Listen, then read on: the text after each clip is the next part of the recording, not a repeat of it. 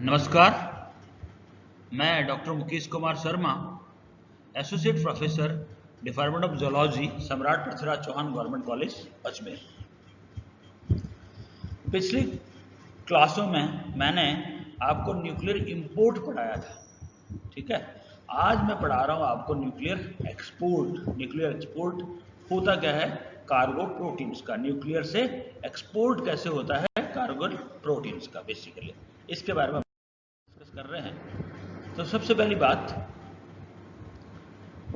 जो न्यूक्लियर जो एक्सपोर्ट जो प्रोटीन्स होती है ना, उनमें क्या होता है, कुछ एक विशेष प्रकार के सिग्नल्स पाए जाते हैं। जैसे मैंने पहले बताया था आपको कि न्यूक्लियस से जो न्यूक्लियस के अंदर जो ट्रांसपोर्ट होना है उनमें न्यूक्लियर लोकलाइजेशन सिग्नल्स पाए जाते हैं, और न्यूक्लियस से जो एक्सपोर्ट होना है उनमें न्यूक्लियर एक्सपोर्ट सिग्नल्स पाए जाते हैं, ठीक है। तो a signal sequence encoded in a protein that causes nuclear import is recognized as the nuclear localization signals, whereas the sequences that causes nuclear export is called the nuclear export signals. A nuclear export signal is a short target peptide containing 4 hydrophobic residues in a protein that targets it for export from the cell nucleus to the cytoplasm through the nuclear pore complex using nuclear transport. अब basically आपको जैसे बताया मैंने कि कुछ proteins ऐसी होती है जो कि साइटोप्लाज्म से न्यूक्लियस की तरफ आती है।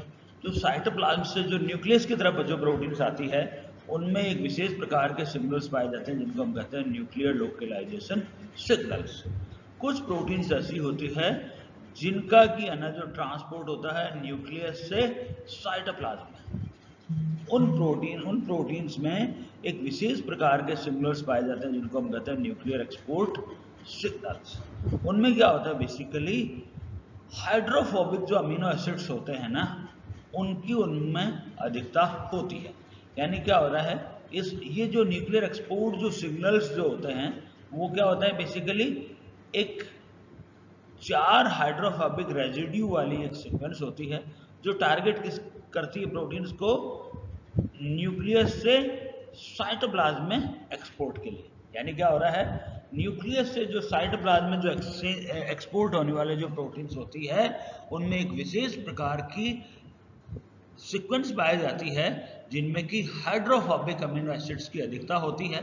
और उन जो सिग्नल्स होते हैं, जो सीक्वेंस होती है, उनको हम कहते हैं न्यूक्लियर एक्सपोर्ट सिग्नल्स।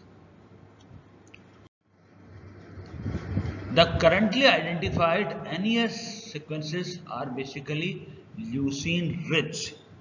तो ये जो न्यूक्लियर एक्सपोर्ट जो सिग्नल्स होते हैं उनमें क्या होता है, हाइड्रोफोबिक अमीनो एसिड जैसे कि ल्यूसीन होता है उसकी अधिकता होती है।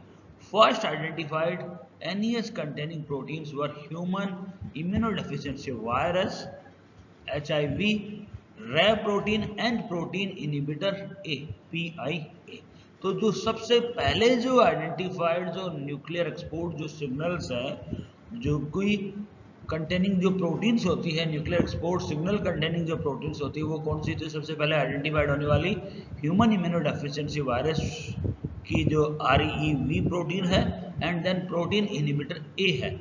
वो सबसे पहले प्रोटीन, उन प्रोटीन्स में सबसे पहले NES को डिस्कवर्ड किया गया। Leucine rich NES has certain consensus sequences, जैसे ये देखिए 5x23 5x23 5x 5। अब 5 से मतलब क्या है कि leucine, isoleucine, valine, phenylalanine and methionine. और X क्या है, कोई भी अमीनो एसिड्स हो सकता है। यानी ये जो अमीनो एसिड्स होते हैं ये कंसेंसस होते हैं, और X जो है वो कोई भी अमीनो एसिड्स हो सकता है।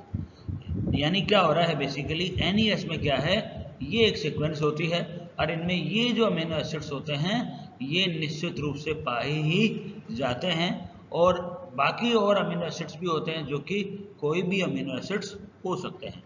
Larger hydrophobic amino acids such as leucine and isoleucine are crucial to sustaining the spatial structure.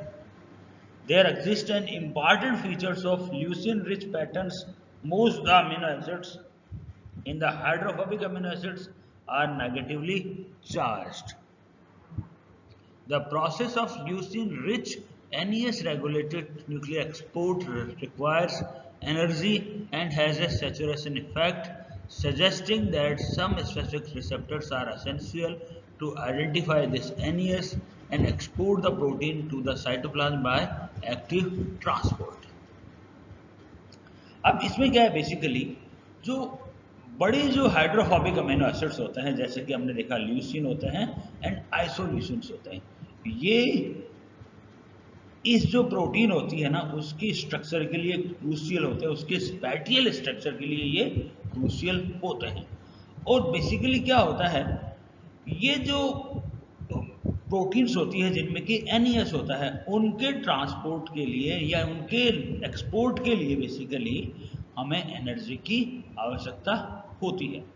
और एनर्जी के साथ साथ में क्या होता है, उनमें क्या होता है, कुछ रिसेप्टर की भी आवश्यकता होती है जो क्या करते हैं, इन न्यूक्लियर एक्सपोर्ट सिग्नल्स को पहचानते हैं और फिर है ना जो इस प्रोटीन को न्यूक्लियस से साइटोप्लाज्म में एक्सपोर्ट करते हैं एक्टिव ट्रांसपोर्ट के द्वारा।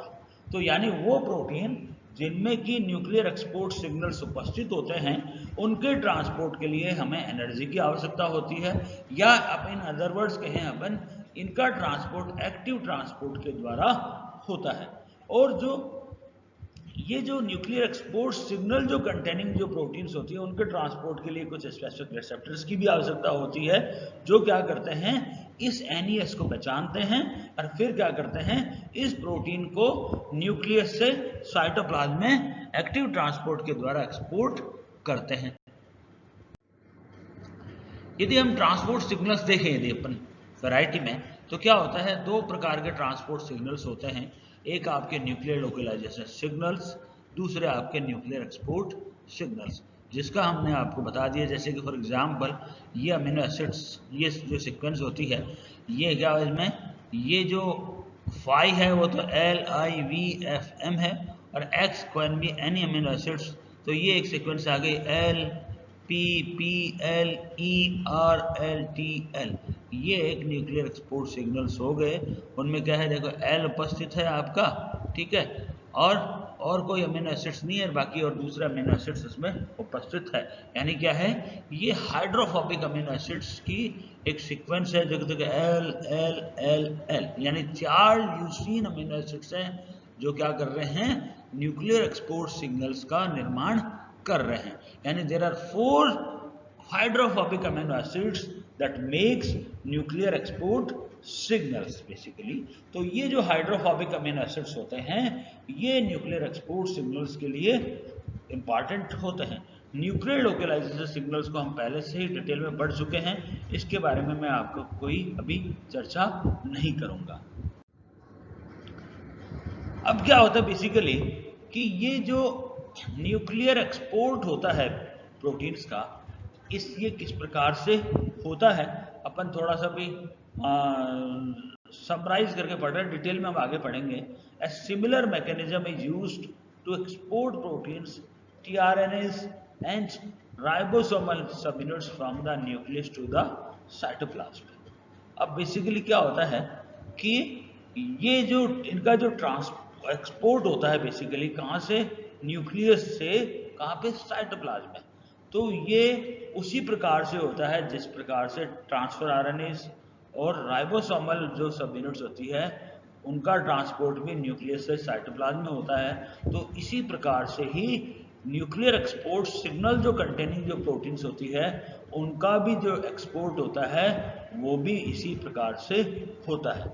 This mechanism initially was elucidated from the studies of certain heterogeneous ribonuclear proteins that settle between the nucleus and cytoplasm। ये बड़ा इंपॉर्टेंट है बेसिकली कि क्या होता है, बेसिकली कैसे पता कैसे चला, क्या होता है, कुछ HNRNPs होती हैं, ठीक है।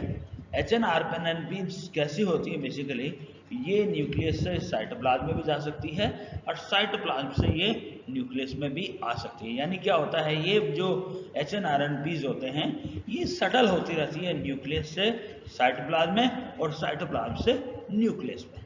ठीक है, इसका कैसे पता चला बेसिकली कि in the cell fusion experiment described in first showed that some HNRNPs protein cycle in and out of the cytoplasm, whereas other remains localized in the nucleus.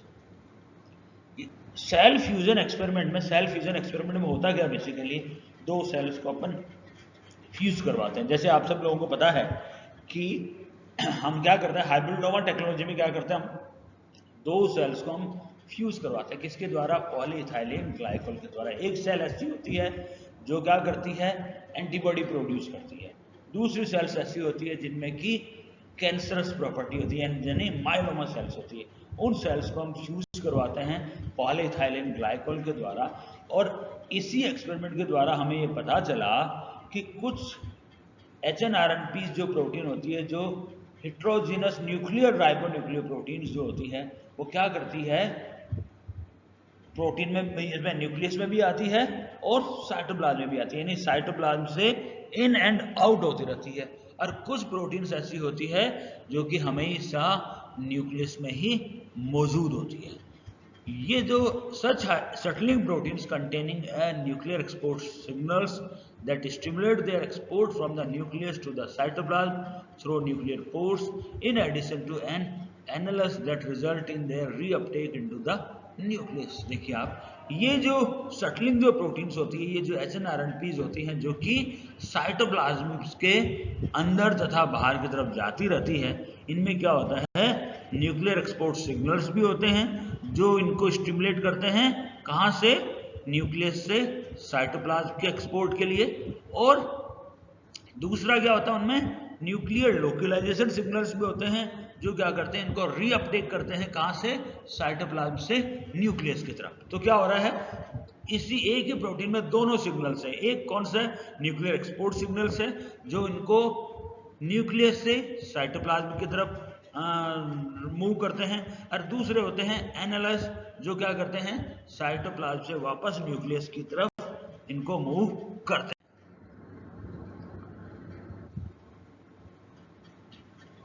Experiment with engineered hybrid genes encoding a nucleus restricted protein fused to various segments of a protein that shuttles in and out of the nucleus have identified at least 3 different classes of NES.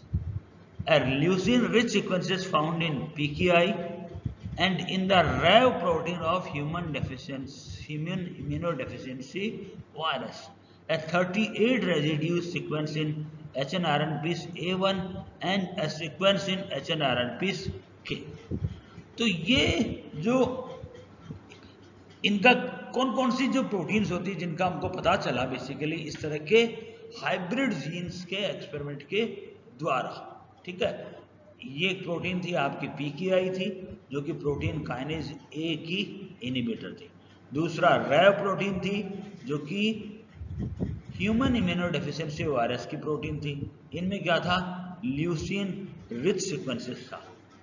दूसरी पता लगी HNRNPs A1 के अंदर जिनमें कि एक 38 residue की sequence थी। ये क्या है बेसिकली, ये ल्यूसीन रिच सीक्वेंस भी क्या है आपकी NES है, 38 रेजिड्यूज की सीक्वेंस भी NES है, और ए सीक्वेंस इन HNRNPs K, और HNRNPs K में भी एक सीक्वेंस थी जो भी NES थी। तो ये 3 जो सीक्वेंसेस थी जिसका हमको पता लगा कि ये NES सीक्वेंसेस होती है।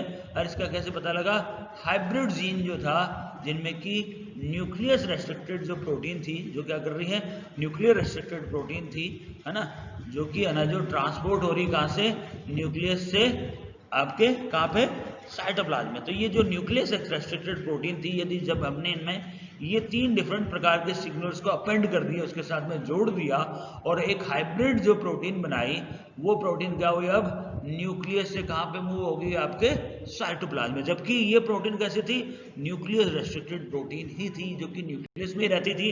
लेकिन जैसे ही हमने इन तीनों सीक्वेंसेस को अपेंड किया, इन तीनों सीक्वेंसेस में किसी भी एक सीक्वेंस को अपेंड किया, उससे क्या हुआ, ये प्रोटीन आपकी न्यूक्लियस से साइटोप्लाज्म में भी मूव होने लग गई। इस वजह से हमने इसको कहा nuclear export signals. To date no functionality significant structural features have been identified in the latter two classes. The first NES were identified in HIV-RAB protein. This signal is characterized by a short leucine-rich sequence motif, approximately 10 amino acid sequences.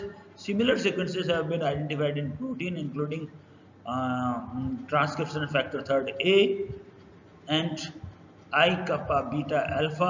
It has been found that NES interact with Fz repeats of several nucleoproteins, and it was suggested that translocation requires sequential binding of the NES to Fz repeats present in the nucleophore. ये हम पहले ही ले चुके हैं basically कि हमने NES को किस में आइडेंटिफाई किया था, HIV-RAB प्रोटीन में आइडेंटिफाई किया था, जिसमें कि ल्यूसीन रिच आपका NES पाया जाता है, जिसकी लंबाई लगभग 10 अमीनो एसिड सीक्वेंस होती है। और इसी प्रकार के सीक्वेंसेस अदर प्रोटीन्स में भी पाई गई। और ये जो NES है बेसिकली क्या इंपॉर्टेंट है, ये क्या करती है, जैसा मैंने आपको बताया था कि इनमें फिनाइल एलेनिन ग्लाइसिन जो रिपीट्स होती है न्यूक्लियोफोरिन्स की, FG रिपीट जिनको हम कहते हैं, FG रिपीट के साथ में क्या करती है, ये NES इंटरेक्ट करती है, जिससे क्या होता है, ये जो प्रोटीन्स होती है ये न्यूक्लियस से साइटोप्लाज्म की तरफ मूव करती है। तो आज के लिए हम इतना ही पढ़ेंगे। आगे ये पढ़ेंगे कि किस प्रकार से इन प्रोटीन्स का एक्सपोर्ट होता है, उसके क्या मैकेनिज्म होते हैं। सो धन्यवाद। आगे का हम आगे की क्लास में पढ़ेंगे। धन्यवाद।